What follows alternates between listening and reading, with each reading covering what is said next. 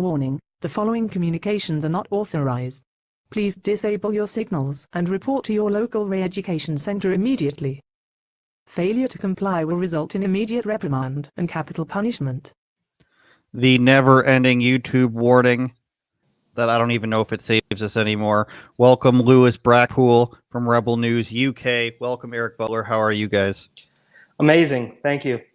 Yeah, really well. Thanks. No problem. The audience will realize that you are English, so don't don't be confused. What's that? So don't attack me all at once. Oh, okay. Yeah. Don't worry about that. The first weird story we have to get right into, you guys, is Netflix. They had this huge protest they wanted to do against Dave Chappelle's stand-up special, which of course is always going to be number one on the charts of their stand-up comedy. It's weird though. I noticed that they don't have a stand-up comedy section for comedy on Netflix. I just noticed that the other day. But so he's got all these trans jokes and the LGBTQ2IA++ negative sign, division sign jokes in there. And I guess an employee wanted You're banned. Yeah, I know. As long as you don't dead name anybody, I think it's fine. But they have this. They were trying to organize a walkout in solidarity. The Netflix workers. It's kind of like Spotify tried to do. Look at this terrible thumbnail here from TechCrunch. But anyways, a Netflix employee was fired who led the company's trans employee resource group and plan to walk out on October 20th. Can we stop right there? Lewis, how do you feel about trans employee resource group? Trans employee resource group. I mean, they're expanding it now, aren't they? They're just expanding every avenue of the workplace to fill some sort of diversity quota. I mean, we're seeing that over in the UK. I mean, it's like the US and the UK are trying to out-woke each other. So it's quite funny to watch. Yeah. A current and former Netflix employee with knowledge of the situation confirmed to TechCrunch. Termination was first reported, blah, blah, by The Verge. Netflix workers planned the walkout to protest statements that co-CEO Ted Sarandos made about Dave Chappelle's recently released special, The Closer. Company claims that it fired the employee in question because the company suspects that they leaked internal information. We have let go of an employee for sharing confidential, commercially sensitive info outside the company, the representative told TechCrunch. We understand this employee may have been motivated by disappointment and hurt with Netflix, but maintaining a culture and trust of transparency is core to our company. Eric, do we know what the CEO said? From my understanding, now what I know from before the employees got fired, or the employee got fired, they, them, zer, or whatever got fired. He basically said, I don't know, how am I doing on the camera? I don't know. This is a new setup, so stick with me. He basically setup said number that 16.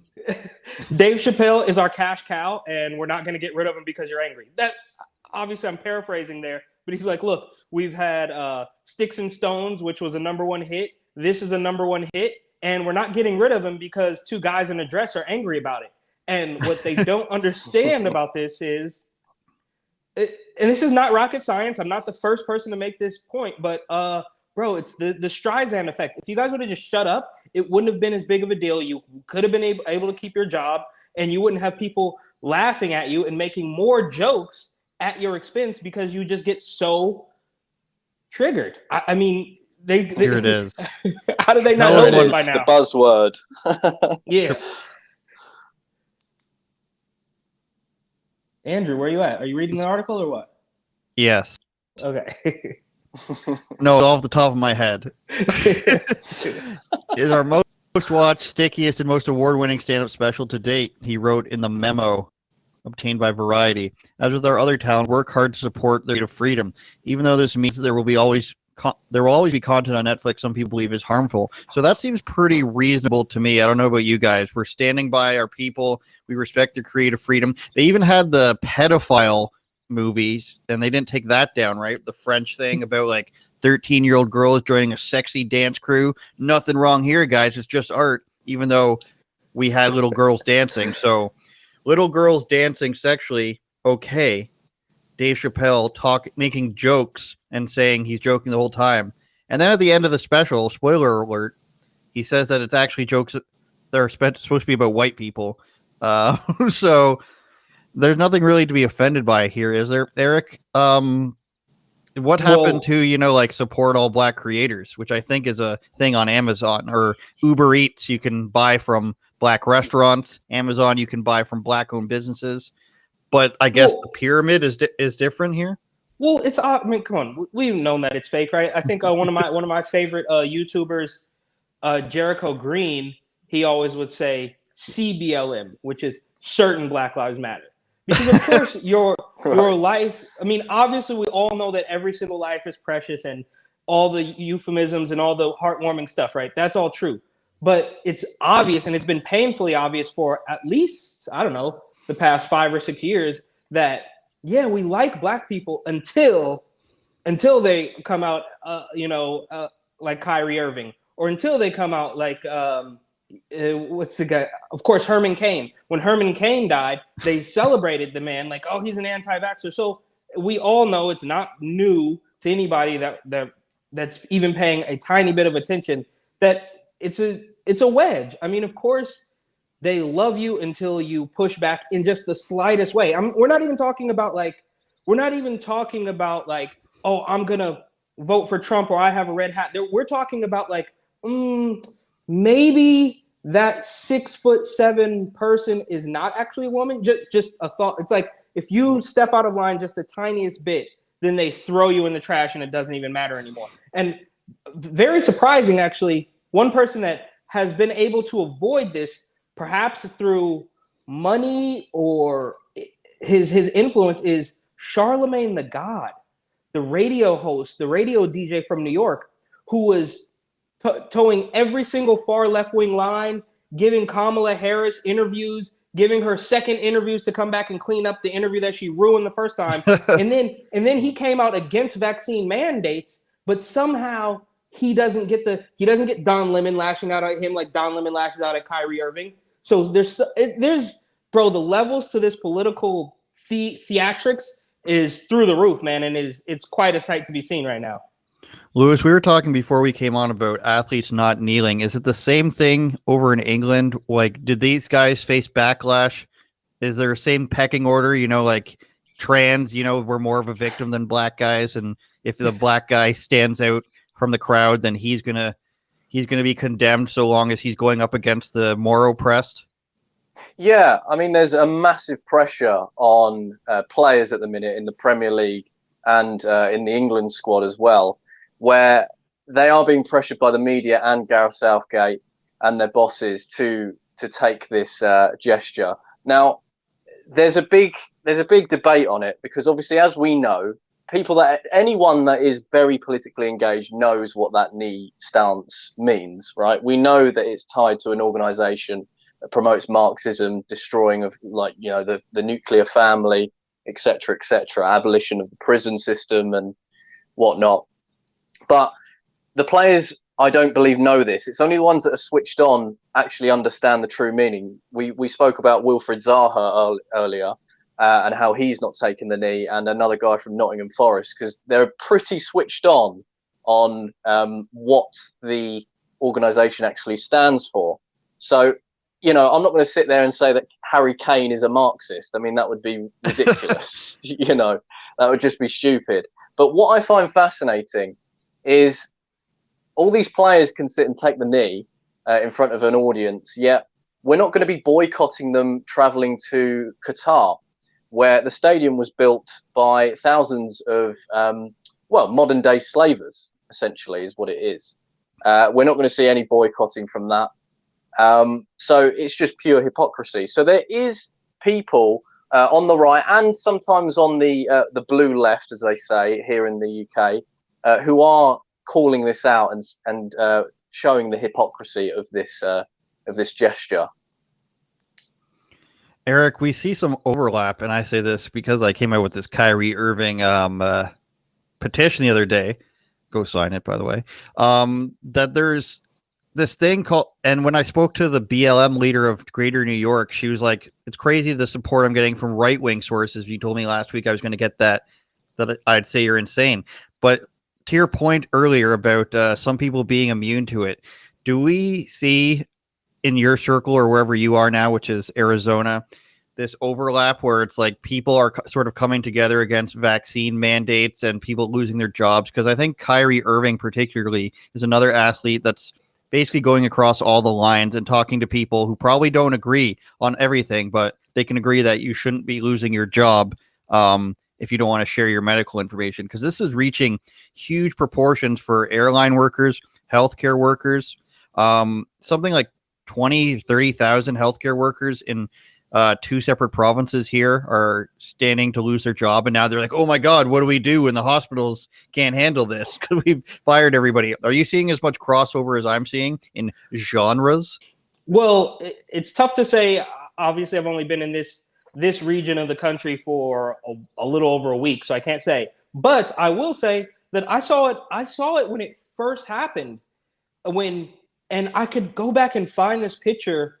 I have it saved to my Instagram account somewhere with a guy in a Make America Great Again hat and a Black Lives Matter mask. And that was the beginning. That was at the beginning of the year when they first started really rolling out the shots before you couldn't get into a restaurant or a gym. But when they thought that people still wanted it, when it was like, oh, well, 65 over go first, and then 50 and over go first, when they thought that people still wanted it, that's when I first saw the BLM crowd and the MAGA crowd actually come together, right? Which is a scary thing if you are in the corrupt establishment trying to coerce and force people into doing everything that you want. So that was, at the beginning of the year. And I think it's only gotten stronger. I mean, you're talking to no disrespect, I forget the young lady's name, the BLM woman, which I've been accosted by BLM and Antifa in New York. So I don't have I have like zero respect for them. but now I have 1%, right? Because I saw them, they didn't physically attack me, but it was threatening and just all sorts of childish stuff when they saw me talking to a guy in a red hat. But you fast forward 8 or 9 months, and now they do, what do they say? These mandates make for strange bedfellows. So it is happening. And the fact that it's happening in New York says a lot, because that is supposed to be your stronghold of robot zombies that are going to do whatever the politicians say, because they've been brainwashed so heavily for the last at least a decade to believe that anybody who is not a Democrat, not even a Republican, but just not in that doesn't fall in line with every single weirdo, no matter how contradictory to their previous point from a week ago, you still have to follow the Democratic line. And one weird thing about the NBA players, when they were all about taking a knee, I think we can remember the photo that went viral where they had the towels under, because, I mean, we can't sacrifice comfort for the span of the national anthem while we're protesting. So they have to, they have to preserve their knees, right? So that's another thing.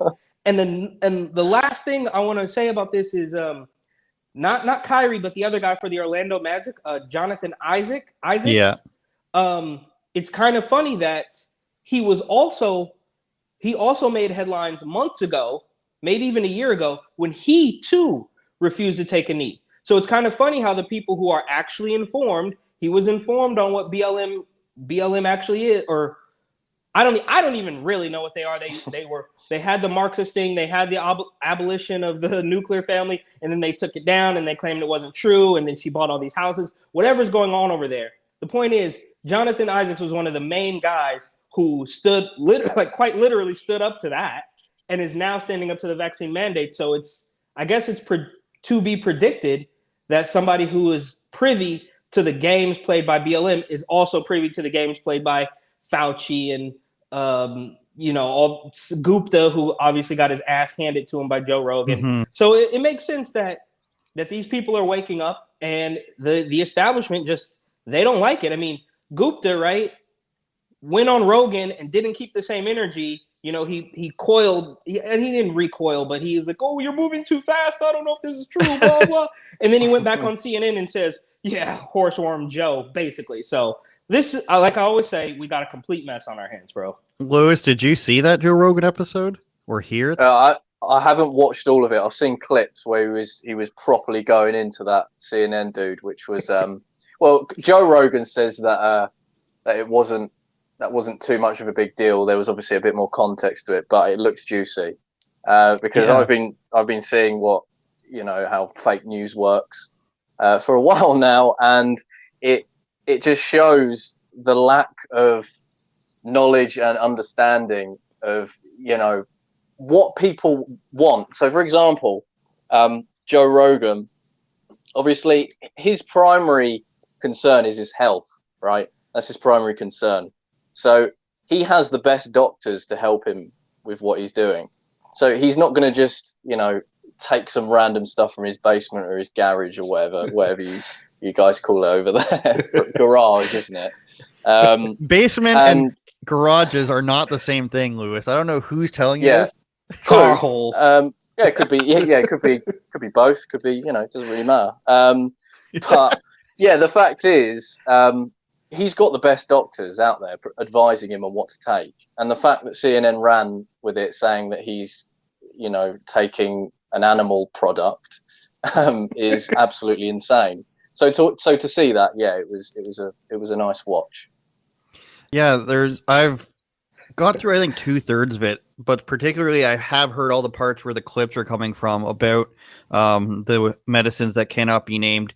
And what's his name there again? Sanjay Gupta. Like, he comes off as a nice guy, but he also at the same time kind of comes off as a vaccine salesman. He can't understand why Joe Rogan doesn't think we should vaccinate children, even though he presents them with tons of evidence. And even when the evidence is staring at him in the face, he's just like, well, it's just like a person who's being nice about the fact that they will reject evidence right in front of their face.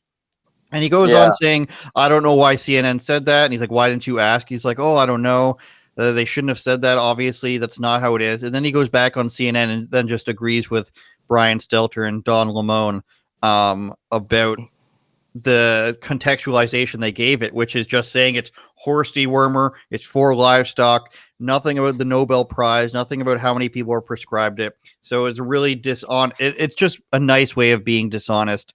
And I think the rest of the show does sort of, show that it was like a friendlier exchange, but still I came out of it being like, he really, really, really wants people to be vaccinated, even in situations where they might not need it at all. So it's pretty weird to hear somebody just be like, here's 3 hours of me being like friendly and agreeable, and then just go back and be like, fuck this guy. Essentially, he's a liar.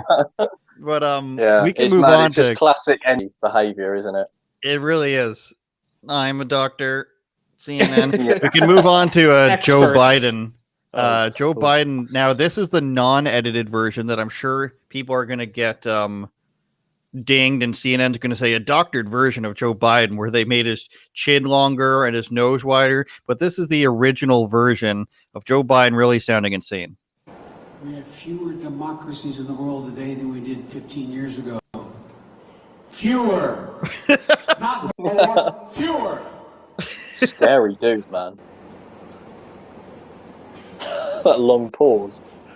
Cannot be sustained. That's why from day one of my administration, I've taken concrete steps to put human rights back at the center of our foreign policy and reassert our moral leadership on the global stage. To lead, as Chris has so often heard me say, with the power of our example, not the example of our power. Well, the non-example of his power, though, has led to, Afghanistan being retaken over, China having space missiles. So, and on top of that, Eric, I wonder what has he done to progress human rights since he's been in for what month? He's been in for 10 months. Are there any examples that you could think of that he's pushed human rights on a global scale? Well, absolutely not. That would be a great question for Circle Back Saki, right? I don't think I don't think there's anything. Obviously, the first thing that comes to mind is his flip-flopping and her flip-flopping on the idea of mandatory vaccinations, right? I think it was in April or something where he said, or no, it was like perhaps right after the election time, maybe a long time ago, where he's like, no, I don't think it should be mandatory. And then you fast forward 6 or 8 months, and he's like, you can't go to work if you don't do it. Same thing with Jen Psaki.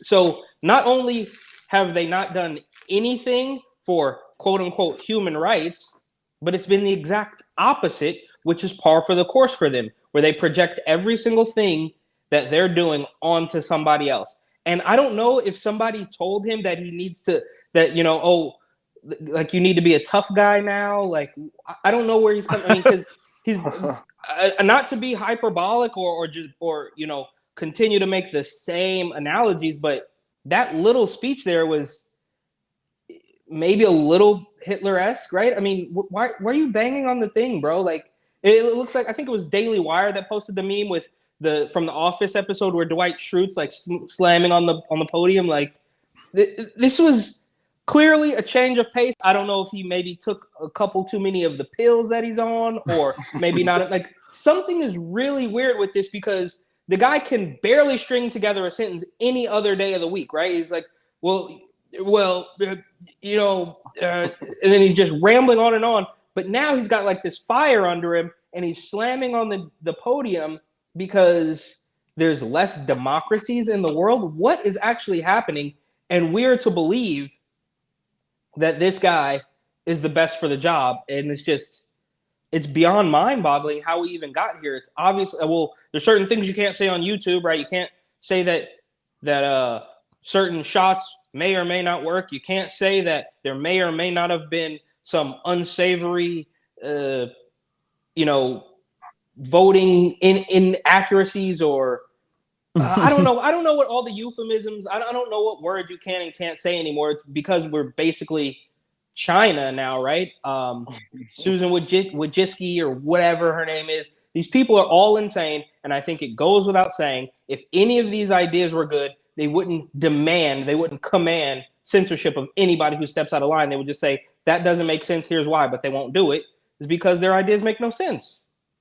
Here's what I think, and it might not even apply to Joe Biden because his mind is deteriorating before us at a rapid speed. He may just think, I should say that democracy is good. How can I say that? Say that there's fewer democracies since I've started around the world.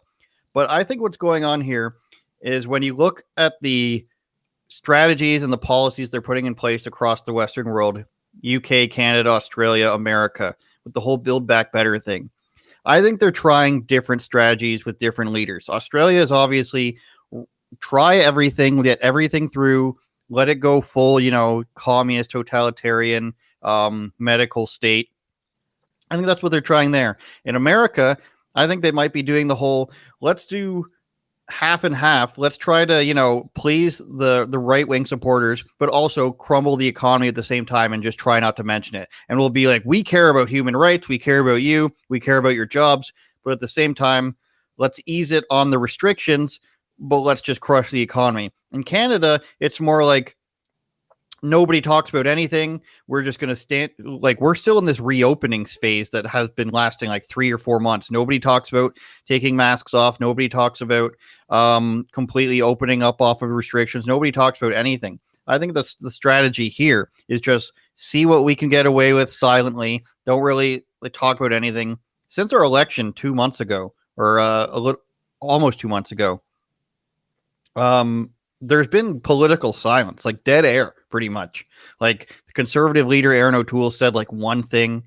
Far left Jagmeet Singh guy said nothing. Justin Trudeau said like one thing. They're just letting it play out now after their victories and seeing what happens, I think, and seeing where the chips fall. I think you'll see within the next year, as provincial in America state elections come out, of restrictions being lifted and freedoms being promised back or given back and then probably taken away again. But I'm interested to ask you, Lewis, what Boris Johnson's been like, what it's been like in the last couple of months. Have restrictions been lifted? I mean, obviously people are filling stadiums. Is there a vaccine passport still in place? I heard that they took it out. What's sort of like the update you can give on what the policies regarding lockdowns are like over there? Yeah, so lockdowns have been lifted, although it's a tricky one because obviously the UK have devolved powers. So Wales and Scotland have introduced the vaccine passports. Wales had the vote recently, and the vote was so tight that a Conservative MP that logged on to Zoom, or he tried to log on to Zoom to vote, and he was denied access. So they lost by one vote. If he'd have logged on and they would let him go on, vaccine passports wouldn't be in Wales. So that was pretty mental. Yeah, it was a mental outcome. So I feel really bad for the Welsh at the minute. England, we don't have vaccine passports at the minute. However, the health secretary has said that it is plan B potentially if winter goes bad, and we're expecting a really, really horrible winter. I mean, we've had fuel shortages, and we're just expecting a really, really rough time when the cold hits us, and we're usually pretty good with that. So it's creeping in the back door, I believe. Boris Johnson, in terms of him, I don't see the Conservative Party as conservative anymore. If anything, they're liberal. I mean, Labour. I don't even need to say much about Labour, to be honest. I mean, they've been pretty mental. I mean, if you watch the conferences, if you just even YouTube Labour conference abridged by Sargon's cut of it, it's funny. So yeah, definitely watch that. But yeah, they're pushing out things like a green policy where they want to ban diesel and petrol by 2030. And then introduce electric cars in the UK. That's one of Boris Johnson's green policies, which is pretty radical in my opinion. Yeah, I don't know. I think we're more concerned about mean tweets online rather than actually getting things done. See, that's what I mean, though. It's like they're pushing out these World Economic Forum policies, and just at different levels. Like I think ours is 2050 is when we're supposed to phase everything out. It's all the same things. And if you go and you look at their Great Reset podcast that they had, which is just some summary of all their speeches, it's all climate change policy, a Green New Deal type of thing where we're getting carbon taxes and we're trying to change the type of fuels we use. And then they just, push that out throughout the world. And it's really weird. And I see some similarities in like Scotland and Wales in the UK.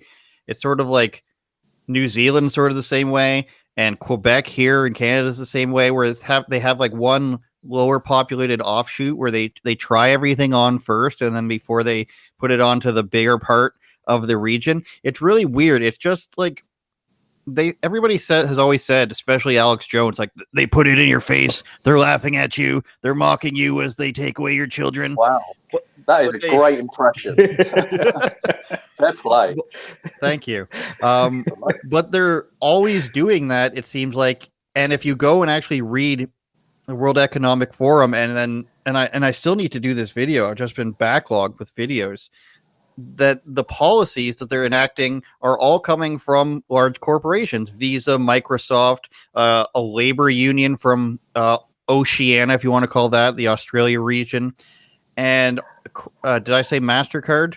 MasterCard, Microsoft, and Labor Union, and the International Monetary Fund. Like, so all these giant multinational corporations just being like, well, the only way to bring the economy back is to enact climate change policies and give carbon taxes. This is the way forward. And they all sort of want to push this thing where everybody should be working from home and everything needs to be automated. Yeah. It's really creepy stuff, Eric. And I don't know how much longer, the southern states there are going to be able to hold out. I mean, do you see a crumbling happening even in the patriotic places in America? Yes. And well, that sucks. Well, it's really sad because, and it's not quite as in your face. It's not in your face like California, where Gavin Newsom's going to tell you can't own a certain type of lawnmower, you can't drive, however many miles a day, but we're going to allow your kids to get transgender surgeries and get abortions and stuff without the parents' knowledge. And here's why I know this is happening, because even in a place like South Dakota, where I just came from, and I mentioned this on my Instagram feed a while back, they just had their second Pride Parade march. So in 2021, Sioux Falls, South Dakota, smack dab in the middle of the country. We're talking flyover country to the fullest, right?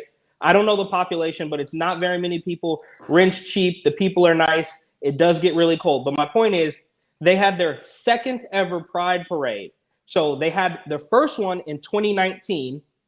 They skipped it in 2020 because Rona is very scary. And then they brought it back in 2021. So they've played the cards exactly how the establishment wants them to, right? So think about it. I mean, they were doing Pride parades in California, where I was born and raised, where I grew up, when I was a kid. I mean, they were doing Pride parades in the 90s. So it took them that long until 2019 to bring this Pride to South Dakota. They skipped it because they had to obey the rules of the establishment because Rona was going to kill everybody. And then they brought it back and said, okay, you can do it, but make sure everything's gay. And there was a church. Now, admittedly, you know, I don't go to church every Sunday, or you know, I don't read the Bible. But you know, I'm not a godless heathen like this group of people, and I am gonna pass some judgment on this because there was far too many kids there. It's like it was almost as though this group of people saw a special report on ABC or something, and they're like, oh well, if we don't do a Pride parade, then everybody's gonna think we're mean. It was almost as though there was no gay people there. They were just there to pretend because they got it from the television. And the second reason I know this is happening is because last year they also passed recreational and medical cannabis at the same time. And you can see what's happening in California. They passed medical marijuana, I believe, in 1996. And George Soros, if you look at the history, George Soros had a hand in passing medical cannabis in California all the way back in 1996. They made it recreational a couple of years, you know, a little bit before I moved to New York. But in South Dakota, it happened at the same time. And we can joke about how you can go to California and tell the doctor that you know, the sun is in your eyes, or you had a basketball injury from high school, or you just couldn't sleep that night, and they'll give you a prescription for cannabis. This is now going to start happening in South Dakota. So I said all that to say, slowly but surely, it is deteriorating everywhere, and they will not stop. You would think that they have the 5th largest economy or 7th largest economy, and they have complete control of California, and maybe they could stop there. It's a super populated country. These mindless zombies are going to continue to pay you 40% of their paycheck in taxes, but they will not stop. And if it got to South Dakota, you can almost be assured that it's going to happen to Wyoming and Arkansas and Kansas and all the other states. So they will not give up, bro. And it is deteriorating, and it takes so long, right? So while Gavin Newsom is still talking about you have to get your kids vaccinated to go to school, and you can't go to a movie without getting vaccinated, in 10 years, they're still going to be pushing it, and it's going to happen in South Dakota. The vaccine is now the new climate change, right? They've been telling us that we're going to die from the sun monster since the 1800s practically, and they won't stop. And this is their new thing. This is their new. So we're here. We made it. Like this is it. Like constantly fighting about this is the way it's going to be. Is weed legalization going to be the downfall, Eric? Is that what you're saying, or do you Mitt Romney? Well, it just think about, like, I don't care, bro. Go. Or are you just trying to say that like all this legislation is going to be pushed through and like exactly, like I don't care. I can understand where I can understand both sides of the weed argument 100%. Like it totally will rob you of your. I went to college. I could smoke pot every day and not do anything for weeks on end, right? So I understand how that can happen to you, but it's just that you would think that this would have happened in 2002, but it didn't, and they just kept chipping away. They kept chipping away until now. Now you're gonna have weed zombies in South Dakota, and they're gonna weed zombies, and they're gonna think that not heroin, Eric. Look, the point is they are not gonna stop. It was 30 years ago when they did this in California, and they just kept chipping away, and now it's in South Dakota. And keep in mind, you could Google it, you could do your DuckDuckGo, but George Soros had a huge hand and legalizing cannabis in California. And look where it got them. I do believe in the slippery slope, but I'm not going to include weed legislation in that. But it's not about the weed; it's about the legislation. I get it. To put it that way. All right, yeah. The slippery slope is real, as John Doyle would say. Lewis, what do you say to the argument? And I bring this back to the Black Lives Matter thing, agreeing with us in quotations, where it's just like, well, some protests are good. I mean, we saw it in Australia where they were having those climate protests. I'm sure it happens in the UK. And of course, the BLM marches, and that's okay. That's all okay during lockdowns. But once you start, standing up for your rights, it's bad news, and it's a super spreader event. What do you make for that argument? I'm sure you've come across people. You've been doing videos at protests where people say, "Well, this protest is wrong." I don't know if I think I saw you ask somebody about comparing the protests. Have you, or am I wrong? I believe so. It's a very strange one, isn't it?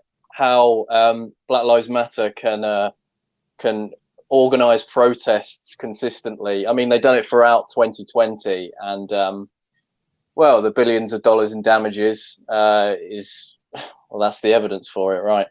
But it's funny, isn't it? How certain organizations, even Extinction Rebellion here in the UK, the smelliest hippies of all, can go around and do what they do. I don't know quite what they do, if I'm totally honest. I saw one just getting their tits out, and that's about it. That's literally it. One of the it's just ridiculous. But it's strange how all these organizations insulate Britain as well. I don't know if you've been seeing that from the UK, where no, I've never heard of that.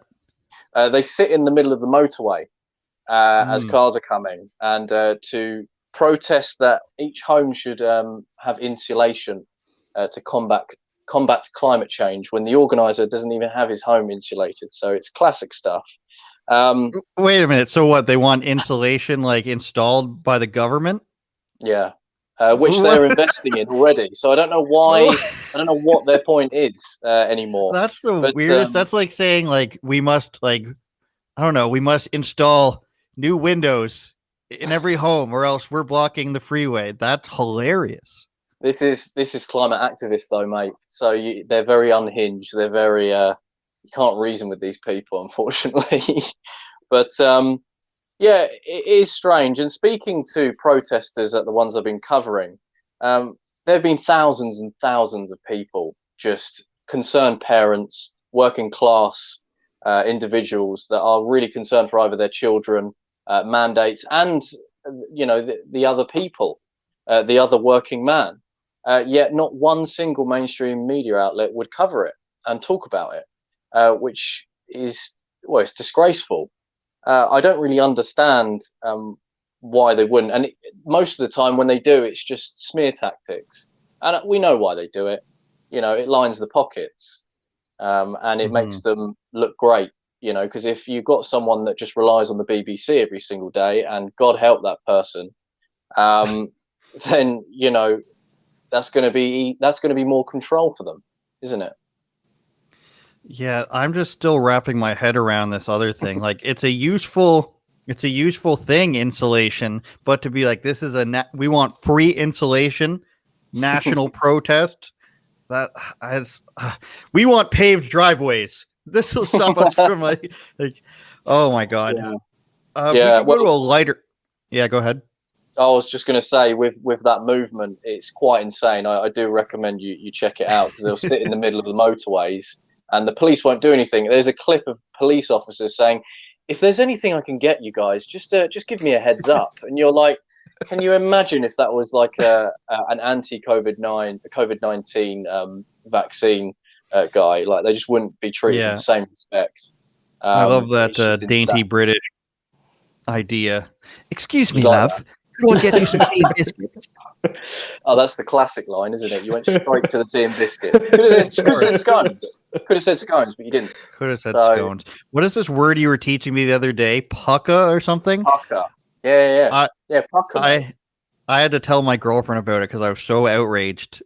The spelling, just the idea that you can come up with these things, it disturbs me. I'm going to have to ask you, when you come on my show, I'm going to have to ask you to prepare an American accent. Sure. have No something problem. written out. Let's get to Sure. something even more ridiculous. I think Eric sent me this one the other day. Testicle bath. Oh, No. Testicle bath wins Dyson Award as innovative birth control for men. Now, Lewis and I were trying to figure out what exactly this was. Eric, did you read the full article, or should we just dive into it? so I actually saw it. This is the article saying how it won an award. I actually saw a post just describing what it was. I hadn't realized it was an award-winning product when like the article or it wasn't even an article. It was just basically a commercial, an infomercial about the product. And I did not. The point is, I did not read this one about how it actually won an award, but I do know the basics of the product itself. To use this baby blocking bidet, the bather simply adds water up to the indicated mark, which is set together with a doctor according to an individual testicle size. Can I get an may extra vary. small, please?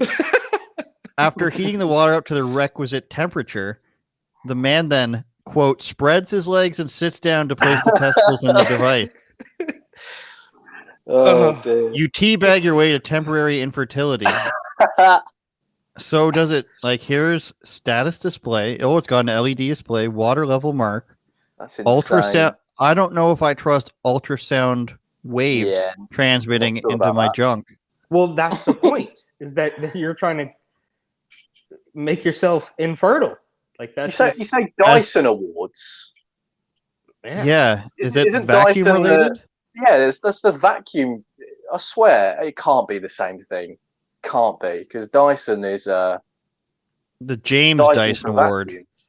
But James Dyson Oh. is the one who created the brand of vacuum cleaners. We're about Is to find out for you live. Sucking your junk. Into Oh, it's the British. infertility. Of course it is. Fuck's sake. That's why you brought me on. Do you know him and the Dyson Queen? Limited? Yes, it Oh, of is. course The it is. vacuum Of company. course it is. Of course, it's a Yeah. vacuum company creating something that makes you infertile. Great. And Fuck's winning sake. awards for it. Winning awards. So it said, where is it? As the genitals jacuzzi effects only last a maximum of 6 months, it won't permanently prevent you. It takes 2 weeks to Listen work, to it says that. up here. So I guess it changes the temperature for a while, or Just the wording on that as well. Jacuzzi, as if it's like some sort of comfort. No thanks. don't flush away your morning after pill. This is sick. It's so cute and fun. You Your know, morning after pills, your balls, jacuzzis, and everything. What a Do you know turn what? this podcast has taken. imagine they make that mandatory along with the old vaccine. So You will get your government mandated vaccine and And your Dyson testicular sucker. jacuzzi. Yeah, that's not that doesn't sound promising that it's Dyson promoting this, but like send pulsating. What kind of waves does it again? Ultrasounds. Ultrasound. Okay. That doesn't. insane. This doesn't bode well for me, Eric. I don't know how many you've purchased already, but So Pre-ordered. that is actually a great question. I don't know how much they cost, but is this now? Let me go ahead and strap on the tinfoil hat here. oh Right? god, you need a Here tin. we You go. need to get like a tinfoil hat. Go to a restaurant, get a bunch of tinfoil from like a swan, and then form it into a hat. And every time you're about to say something, like you always do, you just put it on. But that might be bad optics if you ever hope to get a serious news job. Eric Well- Butler, pictured here in his homemade tinfoil hat. Oh, a serious news job, like all the serious news reporters out there, right? I mean, at this point, I think wearing a tinfoil hat is more convincing than going on CNN. But I digress. The point I want to make here is this not right in line with the Bill Gates depopulation agenda, along with the fact that your kids are now transgender. So if you were already lucky enough to pop out a couple of kids, we're going to make sure that we do everything in our power to convince them that they should cut their junk off, or Well, it's taken the you'll own nothing and be happy a bit too literally. And it seems like it's all coming together. Think about it. The way those pictures and that lighthearted rhetoric in that article is like, this thing won an award, so now you can safely not have kids. It's like, bro, if you don't want to have, I can think of a couple other ways that you can avoid having children if you're not ready for children yet. That's just me. I don't know how we got here. This is what this makes me think of. This is what this makes me think of. Eric discovers. I do not remember this episode. Eric has a dream where men's only use is to reproduce and write jokes on Mars because it's something about like Amy Schumer not being funny. Which, I don't know. Oh, mate.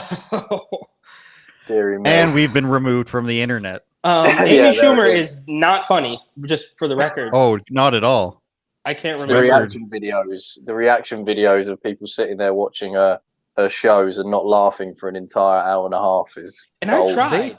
I did try. I watched one on Netflix maybe a year or two ago, and I tried to go in and be like, let me see if this is really as bad.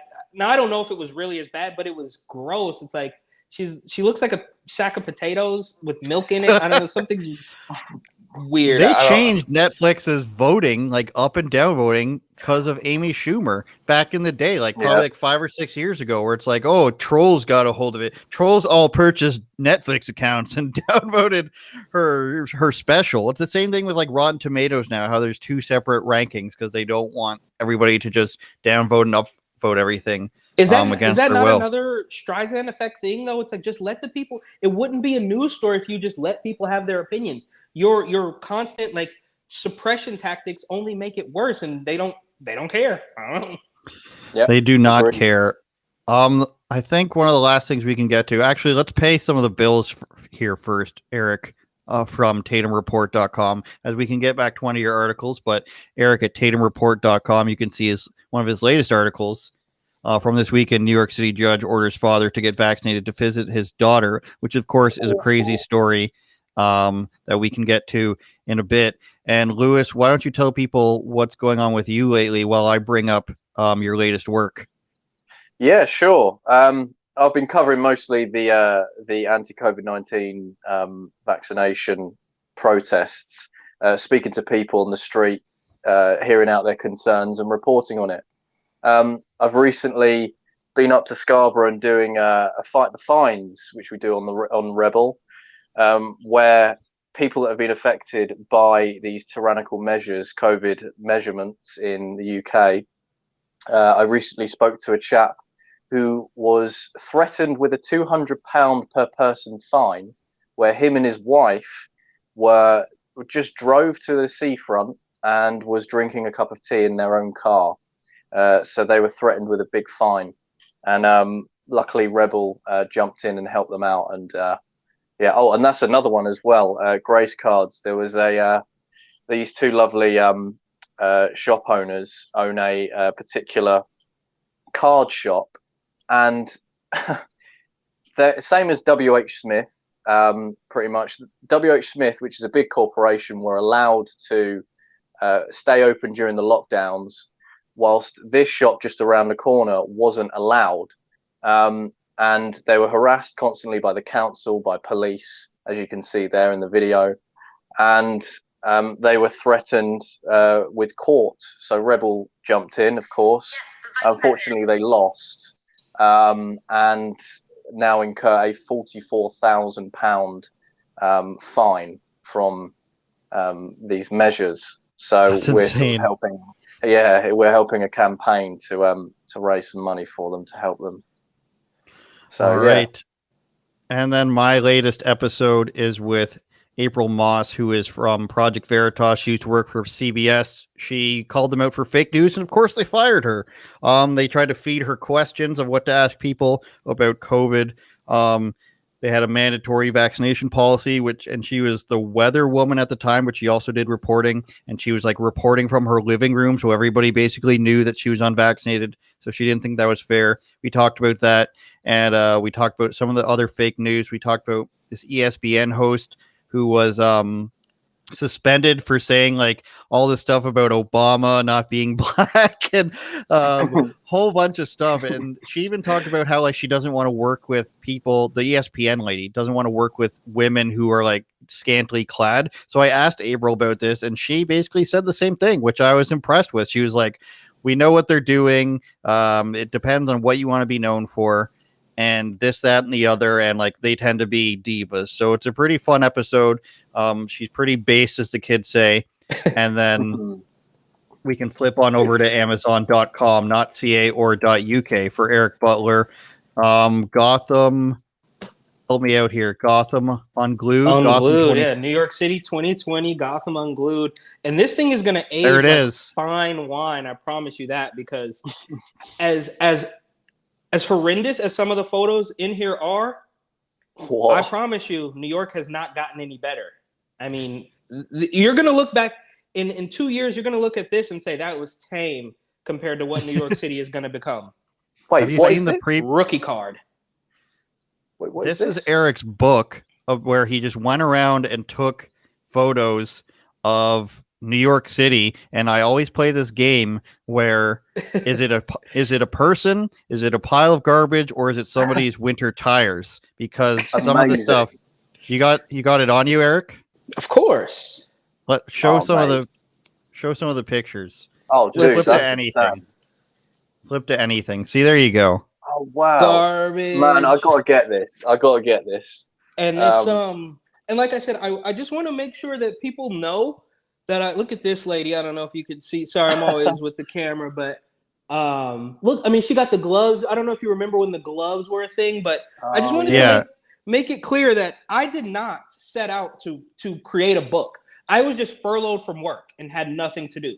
So I just started exploring the city. That's how it happened. Nice. I didn't set out looking for nasty things to make fun of and publish. I just was literally exploring parts of New York I hadn't yet been to, because I had more than enough free time because of the virus. So that's how it came to life. There's the UK version. Out of nice stock. One. You're gonna have to get it. You have to get it on Kindle. Eric, talk to your publisher. All right. Yeah, get that sorted for the UK, man. I want a copy of that. I'll type up an all caps email for sure. Very cool. All right, let's jump down over. We have a few minutes remaining here in our usual hour. Let's jump on over to Australia, where they're asking people to check their coffee cups. Myself included, I work out. You just want to check if there's actually anything in that. Oh, yeah, there's coffee in there. Enjoy your coffee. Thank you. Jesus loves you all. God bless. I'll be praying for you all. What type of mentality do you have to have as a police officer, where you're like, no, this is for everyone's safety. We're just checking. You think you can just be sipping on your coffee cup? We check to make sure. Wow. Can I just say? I feel bad. I feel bad for Avi and Mario. They're gonna have to start walking around with coffee cups all the time just to be safe. Mario's gone, bro. If you didn't hear. Oh. Whoops. Okay. Thanks for that. Yeah, well, just Avi then. There's the new two. There's the Brisbane team is. I wish I remember their name. This is mean, but they said that I looked like who did they say I looked like? Somebody that they said I looked like Steve Jobs. Zach Galifianakis? No, the Brisbane team said I look like Steve Jobs. I'm like, Steve Jobs is dead. Update your references. But Eric, where in the world, Australia obviously, are these cops where they're just like, this is fine. Like, we're checking coffee cups. Let me shake it to see if there's actually, because obviously this person was putting their mask down to take sips. And if we want to fast forward to Canada, where I just keep my mask around the chin for the most of the time that I'm in the store, and people are they'll look at you, but they're too afraid to say anything. I can imagine just walking around because they have mask mandate outside. Which is, you imagine? I'm speechless, bro. It's insane. And this really actually does hit home for me. I saw the clip, I don't know, a day or two ago, but back at the beginning of the mask hysteria in New York, I was approached by, they weren't cops, they were like city volunteers or something, or maybe they were like transit police or something. I was just walking around Brooklyn, and the woman, I'm holding a cup of coffee, from the bodega. It's basically just hot water. That's a different story. But I'm walking around with my coffee, and the lady offers me a mask out of the kindness of her heart. She's wearing a uniform. I don't know exactly what department she works for, but she's wearing a uniform, and she offers me a mask, and I'm like, no, thank you. And she's like, we'll take it for after your coffee. I'm like, I don't need it. I'm literally walking around I'm walking around the park. I'm walking around. Sorry, I'm getting worked up because this is insane. Okay, I'm walking around Prospect Park, which is like it's like Brooklyn's Central Park. You know, Central Park is famous. Prospect Park is like their equivalent. You know, a couple miles down the road. I'm trying not to fall victim to all of the hysteria and all the propaganda by enjoying a coffee and a croissant in Prospect Park and look at, you know, trees and breathe fresh air. Like that was literally the plan. And to have this officer, you know, engage in this, like, here's a mask. I'm like, dude, this is like, I don't need a mask. And it's crazy to see that, I don't know what part of Australia it is, New South Wales or wherever they're at, that they have gone to that. It's gotten worse, right? So in New York, they're not gonna, I don't think they're gonna grab your coffee and double check that there's actually something in there yet. But let de Blasio or his this new guy, Eric Adams, the black guy who's going to probably become mayor, who's saying that he wants to force vaccinate kids and all that stuff, they're really not that far away. And when that happens in New York, it's only a matter of time that the rest of the country is going to fall. Even in South Dakota, even here in Arizona, I've been walking around Arizona. Now, granted, it's a little hot, so you don't do too much walking, got to get in the car. But nobody's hassling me about the mask. I completely furnish my entire, well, not completely, I need some art, but I'm buying things for the apartment. I'm walking around Target, I'm walking around Walmart and all these cheap little, because I'm broke, so I have to buy this cheap furniture. And nobody cares about the mask. But if you go to New York, you couldn't dare shop for furniture without somebody. At this point, they're probably going to ask you for a vaccination card. I don't know if it's just gyms, restaurants, and I don't know what this retail. You don't have to have it here. At least I think they went the same way, where it's like retail and I don't know, food in the grocery stores. You don't have to. Some places they do. I think they're trying that in European countries, maybe where it's like France or something. I don't know, or Italy. I don't know. Sounds my France. damn ancestors does sound like the French, doesn't it? Are masks gone where you are, Lewis? They are, but people continue to wear them, which is weird. Of course. That's pretty much the brunt of it. We went over that story last week about the mask's effectiveness for the paper and surgical masks, and that one's doing pretty well, Eric. If to toot our own horns, that's got 20,000 views on Instagram, so we're doing something right. All right, I think we've run the course here. We've covered 3 different countries where we live, and everybody's happy about this, I think. Hopefully we can pull in some new British viewers and some new Canadians and Americans for you, Lewis. Anything else you want to say before we get going here? Don't let the governments wash your brain, but wash your hands instead. There you go. Damn, those British are eloquent. Eric, you got anything to say? No. Somebody in the chat saying that you were right about smoking weed. There we go. I agree with what he says about weed legalization. I smoked a lot in the past. In some ways, it ruined me, man. The weed was a gateway drug, man, and it ruined me. I'm in the streets, brother. Look, I saw it. I saw it firsthand. So the weed thing, again, like, it's not about the weed. It's about the pressure that they continue to put on. So shout out to that commenter. It's a gateway drug, brother.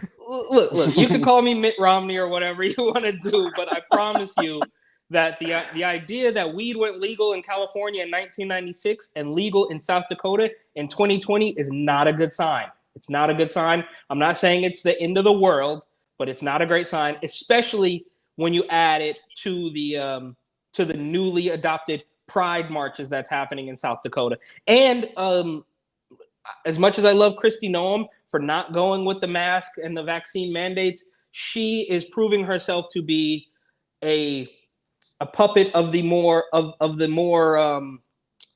right-wing swamp, right? So she's not pushing the same vaccine mandates and all that stuff, but she is beholden to the Chamber of Commerce and the NCAA, and that maybe we can delve into that next week. But I just wanted to say, please buy my book. That's it. I'll buy International seller. I've got it behind me. Pride parade every 3 weeks, I say, Eric. Yeah, well,